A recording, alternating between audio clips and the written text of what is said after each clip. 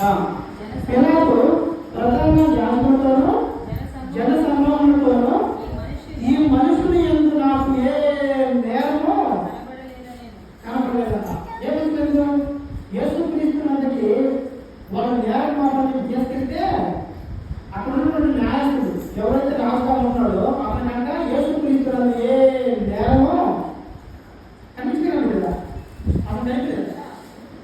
ఈయన ఎందుకు నాకు ఏ నేరమో కనపడలేదు, ఈయన్ని సిలువ వేయడానికి ఎటువంటి తప్పు నాకు కనిపించట్లేదు. కానీ ఆ మనుషులు ఊరుకున్నారా? అవును ఊరుకున్నారా? ఊరుకోలేదు.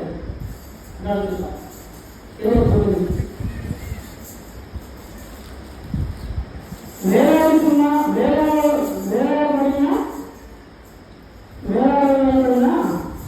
ఆ నేరస్తులలో ఒకడు 2:30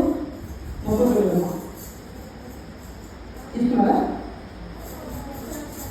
వేలాడబడిన ఆ నేరస్తులలో ఒకడు ఆయనను పూజించుచు, నీవు క్రీస్తువు కదా, నిన్ను నీవు రక్షించుకును, మమ్మల్ని కూడా రక్షించమని చెప్పాను. అయితే రెండో వాడు వారిని గద్దించి, నీవు అదే శిక్షా విధిలో ఉన్నావు కనుక దేవునికి భయపడవా? మనకైతే ఇది న్యాయమే, మనము చేసిన వాటికి తగిన ఫలము పొందుతున్నాము. కానీ ఈయన ఏ తప్పిదమునో చేయలేదని చెప్పి ఆయనను చూసి, యేసు, నీవు నీ రాజ్యంలోనికి వచ్చినప్పుడు నన్ను జ్ఞాపకం చేస్తావా? ఏమన్నాడు?